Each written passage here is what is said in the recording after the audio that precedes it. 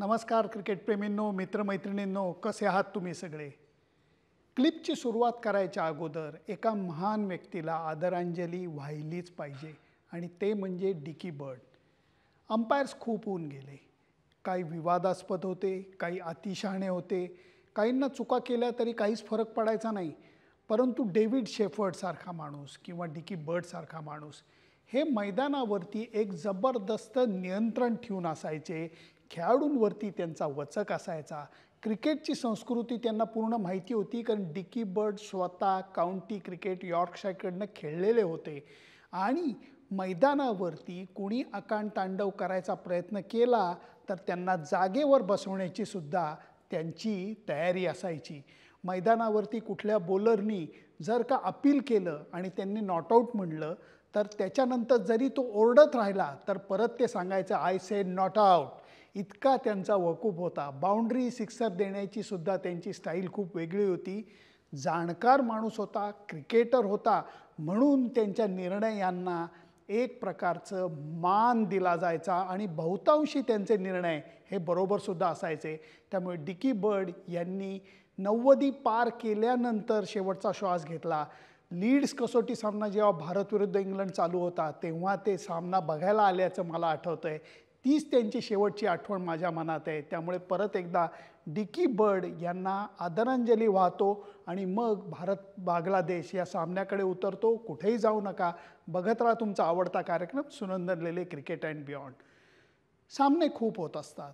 भारत पाकिस्तानचा सामना होतो, भारत इंग्लंड होतो, भारत ऑस्ट्रेलियासुद्धा होतो आणि ह्याच्यामध्ये उगाचच या सामन्यांना धार आहे असं आपल्याला वाटतं.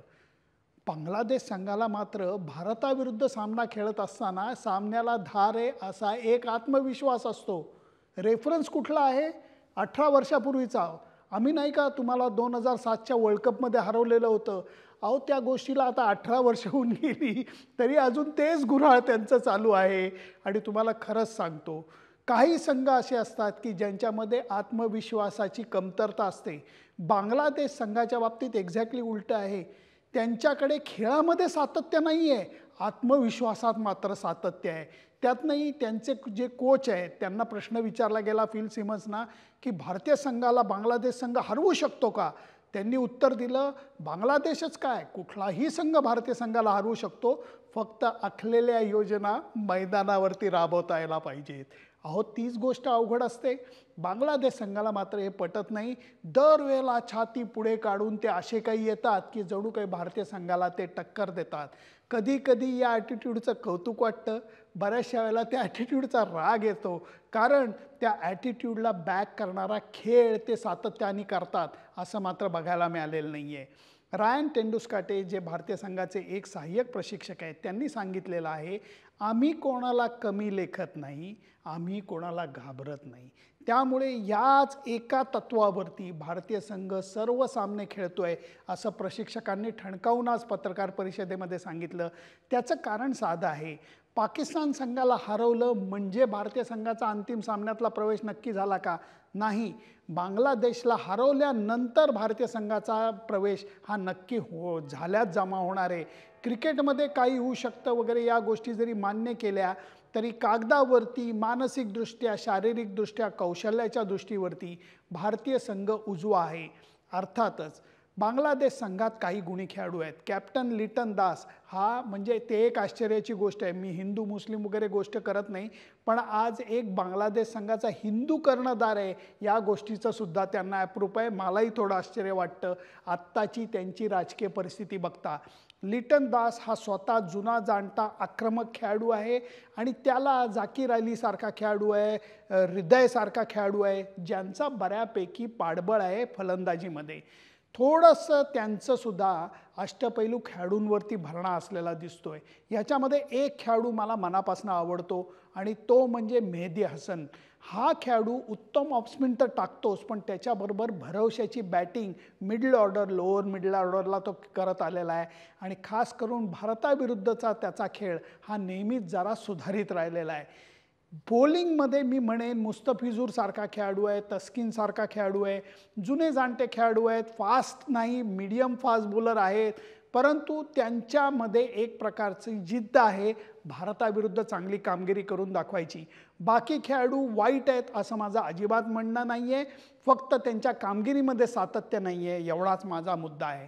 भारतीय संघामध्ये मला वाटतं फिल्डिंगमध्ये सुधारणा होणं गरजेचं आहे आणि त्याचबरोबर या स्पर्धेमध्ये जे काही सामने झाले त्याच्यात आपला जो हुकमी एक्का आहे जसप्रीत बुमराह, त्याला म्हणावी तशी लय बॉलिंगमध्ये सापडलेली नाही आहे. आणि तिसरी गोष्ट म्हणजे संजू सॅमसन मधल्या फळीमध्ये एक दर्जेदार बॅट्समन आहे, याच्यात कोणाला शंका नाही आहे, परंतु फलंदाजीची एक त्याची नेहमीची शैली आहे ती बघायला नाही मिळालेली. अबुधाबीला त्यांनी ओमान विरुद्ध अर्धशतक केलं जे भारतीय संघासाठी महत्त्वाचं होतं, पण जे संजू सॅमसनकडनं अपेक्षित आहे, जी बॅटिंग तो IPLमध्ये करतो, बिनधास्त बेधडक कडक टकाटक बॅटिंग करतो, तशी बॅटिंग त्याच्या बॅटमधून निघताना अजून दिसलेली नाही आहे.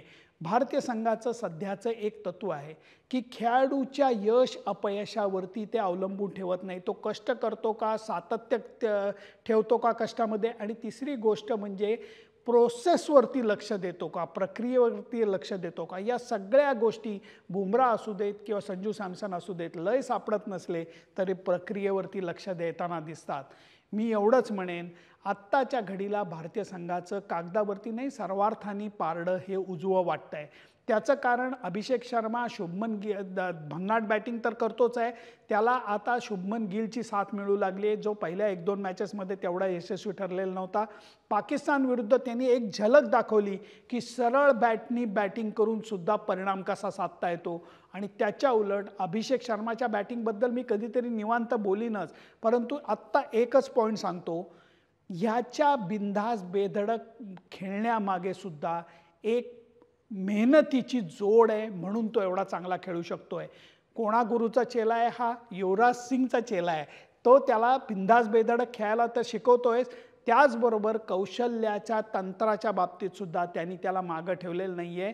इतकंच नाही तर सूर्यकुमार यादवनी परवा त्याला खेचताना म्हणलं की अरे तू तर बॉलिंगही चांगली करतोय, पण तुझा कॅप्टन तुला बॉलिंग का नाही देत? कोण विचारतोय? सूर्यकुमार यादव.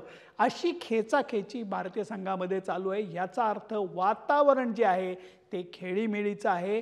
संघ पूर्ण तयारी करून प्रत्येक सामन्याला उतरतोय. प्रत्येक वेळेला समोरच्या संघामध्ये कोण आहे ह्याच्यापेक्षा स्वतःच्या ॲबिलिटीवरती, स्वतःच्या कौशल्यांवरती सुधारणा कशी करता येईल ह्याच्याकडे लक्ष देतोय, म्हणून भारतीय संघ पुढं सरकतोय. मला तरी असं वाटतं बेसेस सगळे कव्हर्ड आहेत. बॅटिंग असू देत, बॉलिंग असू देत, 3 दर्जेदार स्पिनर असू देत.